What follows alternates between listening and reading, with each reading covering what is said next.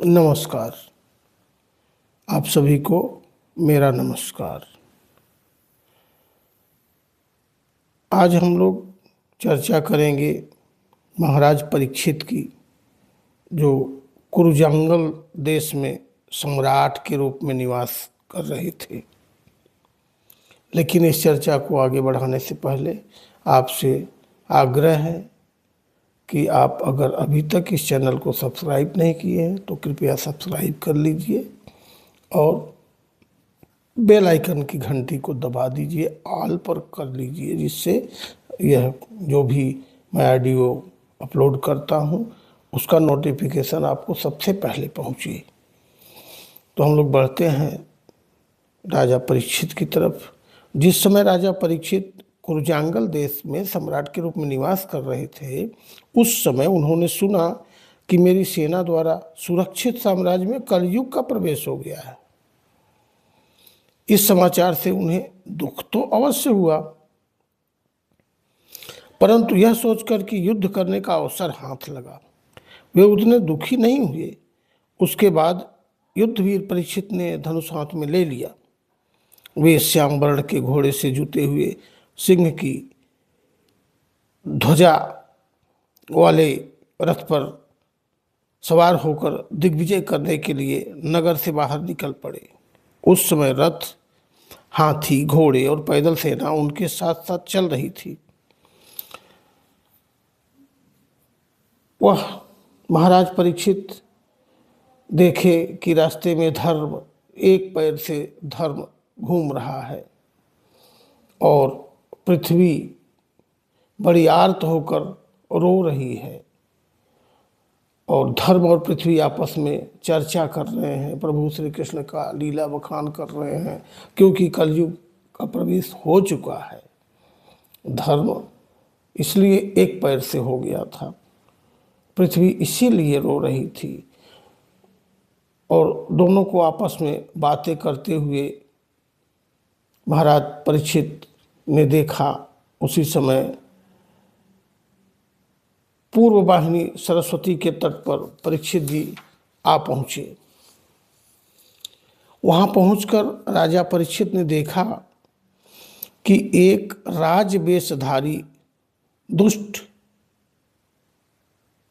हाथ में डंडा लिए हुए है, अपवित्र व्यक्ति हाथ में डंडा लिए हुए है और गाय बैल के एक जोड़े को इस तरह पीटता जा रहा है जैसे उनका कोई स्वामी ही न हो। वह कमल तंतु के समान श्वेत रंग का बैल एक पैर से खड़ा कांप रहा था तथा वह दुष्ट ताड़ना से पीड़ित और भयभीत होकर, उस दुष्ट की ताड़ना से पीड़ित और भयभीत होकर मूत्र त्याग कर रहा था।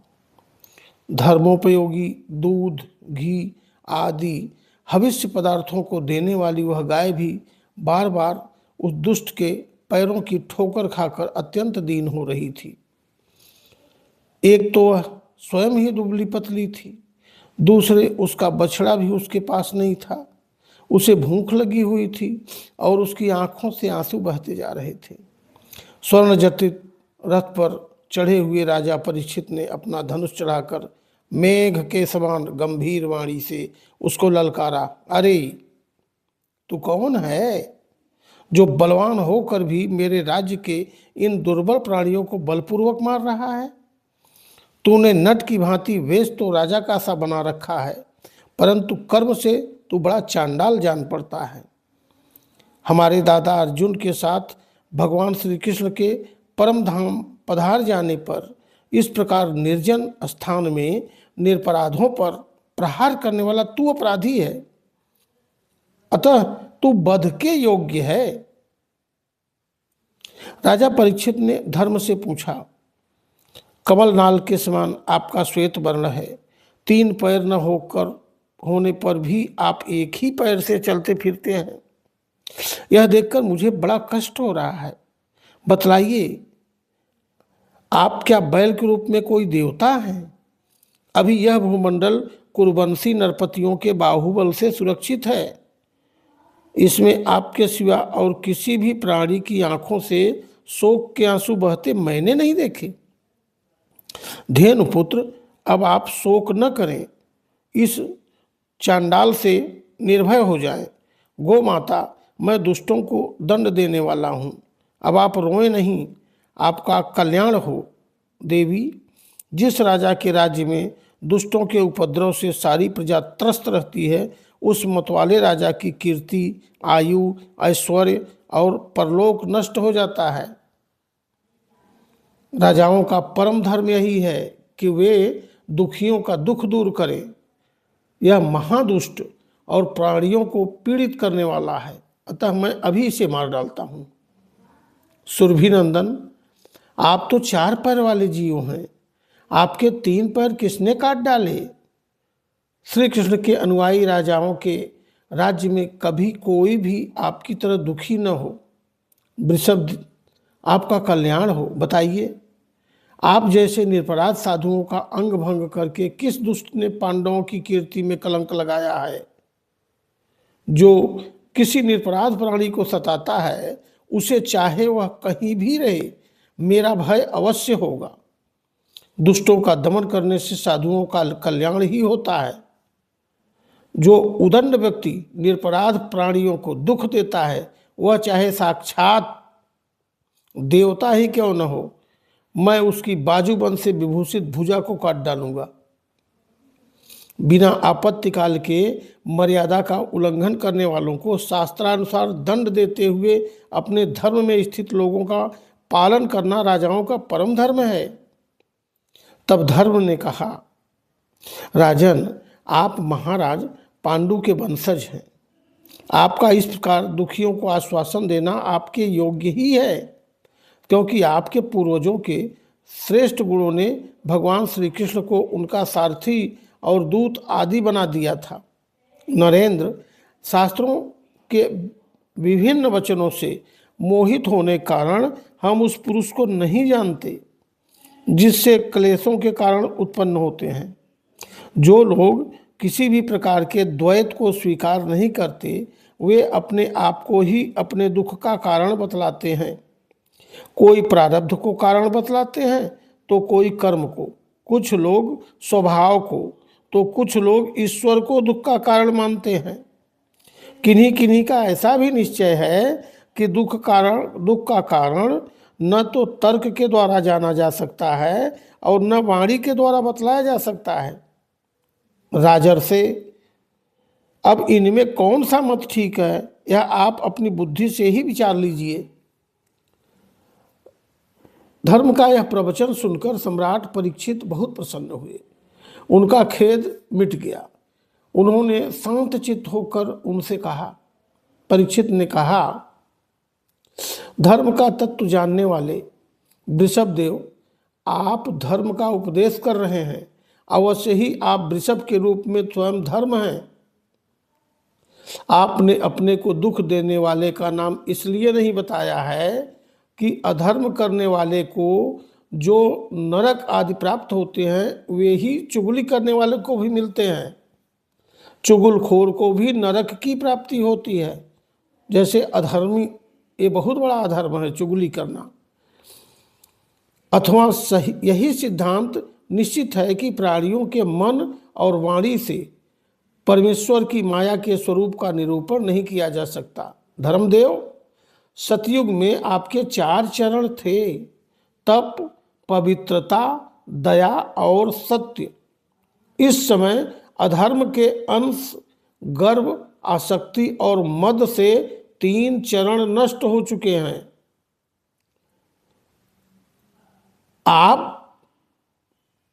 आपका 4था चरण केवल सत्य ही बच रहा है।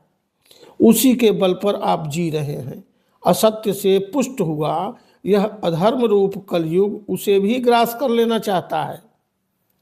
ये गौ माता साक्षात पृथ्वी हैं। भगवान ने इनका भारी बोझ उतार दिया था और ये उनके राशि राशि सौंदर्य बिखेरने वाले चरण चिन्हों से सर्वत्र उत्सवमयी हो गई थी। अब ये उनसे बिछुड़ गई हैं। ये साध्वी अभागिनी के समान नेत्रों में जल भरकर यह चिंता कर रही हैं कि अब राजा का स्वांग बनाकर ब्राह्मण दो ही दुष्ट मुझे भोगेंगे। महारथी परीक्षित ने इस प्रकार धर्म और पृथ्वी को सांत्वना दी। फिर उन्होंने धर्म के कारण रूप कलयुग को मारने के लिए तीक्ष्ण तलवार उठाई। कलयुग ताड़ गया कि ये तो अब मुझे मार ही डालना चाहते हैं।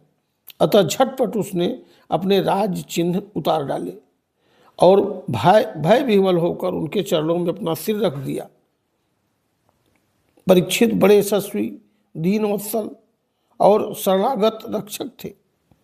उन्होंने जब कलयुग को अपने पैरों पर पड़े देखा तो कृपा करके उसको मारा नहीं, अपितु हंसते हुए से उससे कहा। परीक्षित महाराज ने कहा, जब तू हाथ जोड़कर शरण आ गया तब अर्जुन के यशस्वी वंश में उत्पन्न हुए किसी भी वीर से तुझे कोई भय नहीं है, परंतु तू अधर्म का सहायक है, इसलिए तुझे मेरे राज्य में बिल्कुल नहीं रहना चाहिए। तेरे राजाओं के शरीर में रहने से ही लोभ, झूठ, चोरी, दुष्टता, स्वधर्म त्याग, दरिद्रता, कपट, कलह, दंभ और दूसरे पापों की बढ़ती हो रही है।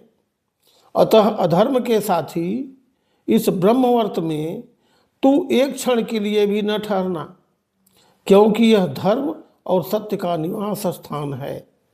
इस क्षेत्र में यज्ञ विधि के जानने वाले महात्मा यज्ञों को द्वारा यज्ञ पुरुष भगवान की आराधना करते रहते हैं। इस देश में भगवान श्री हरि यज्ञों के रूप में निवास करते हैं। यज्ञों के द्वारा उनकी पूजा होती है और वे यज्ञ करने वालों का कल्याण करते हैं। वे सर्वात्मा भगवान वायु की भांति समस्त चराचर जीवों के भीतर और बाहर एक रस स्थित रहते हुए उनकी कामनाओं को पूर्ण करते रहते हैं। परीक्षित की यह आज्ञा सुनकर कलयुग सिहर उठा। यमराज के समान मारने के लिए उद्यत हाथ में तलवार लिए हुए परीक्षित से वह बोला। कलयुग ने कहा, सार्वभौम, आपकी आज्ञा से जहाँ कहीं भी मैं रहने का विचार करता हूँ वहीं देखता हूँ कि आप धनुष पर बाण चढ़ाए खड़े हैं। धार्मिक शिरोमणि, आप मुझे वह स्थान बतलाइए जहाँ मैं आपकी आज्ञा का पालन करता हुआ स्थिर होकर रह सकूं। कलयुग की प्रार्थना स्वीकार करके राजा परीक्षित ने उसे 4 स्थान दिए। द्यूत अर्थात जुआ, जहां जुआ खेला जाए तू वहां रह। मद्यपान, जहां शराब खाना हो, ठेके पर रह, जहां शराब पिया जाता हो वहां रह। तीसरा, स्त्री संग, जहां व्यभिचारिणी स्त्रियां हो वहां रह।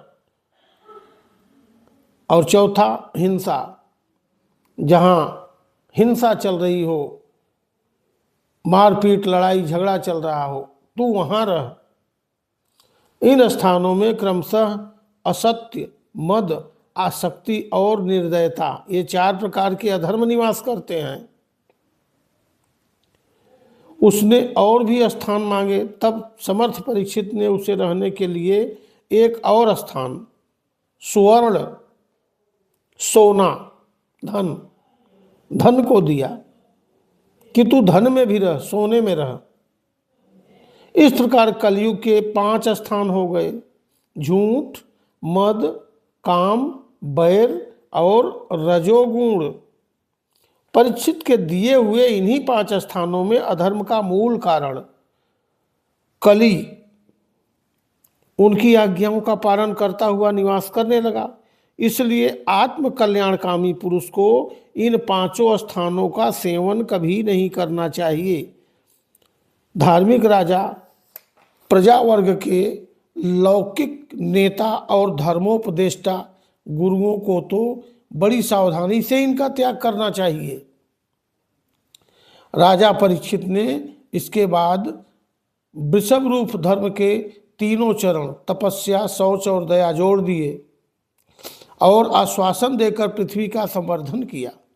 वे ही महाराज परीक्षित इस समय अपने राज सिंहासन पर जिसे उनके पितामह महाराज युधिष्ठिर ने वन में जाते समय उन्हें दिया था विराजमान है। वे परम यशस्वी सौभाग्यभाजन चक्रवर्ती सम्राट राजर्षि मतलब राज ऋषि परीक्षित इस समय हस्तिनापुर में कौरव कुल की राजलक्ष्मी से शोभायमान है। अभिमन्यु नंदन राजा परीक्षित वास्तव में ऐसे ही प्रभावशाली हैं जिनके शासनकाल में आप लोग इस दीर्घकालीन यज्ञ के लिए दीक्षित हुए हैं। ये थी महाराज परीक्षित की और कलयुग की बातचीत। सोना को भी उसने रहने का स्थान बता दिया। उन्होंने बता दिया राजा परीक्षित ने, अब सोना सबसे अहंकार ज़्यादा देता है। व्यक्ति के पास धन जब आता है तो वहाँ अहंकार आता है, अर्थात उसके ऊपर कलयुग पूरी तरह सवार हो जाता है। तो इन सब चीज़ों से राजाओं को बचना चाहिए और योगी जनों को, साधुओं को, सज्जन व्यक्तियों को भी इनसे बचना चाहिए। और सब बच सकते हैं तो बचे, तो कलयुग उन पर प्रभावी नहीं होगा। आगे हम लोग फिर चर्चा करेंगे इस पर, और तब तक के लिए आप सबको बहुत बहुत धन्यवाद, और फिर मिलते हैं अगले चैप्टर में। जय श्री कृष्ण, राधे राधे।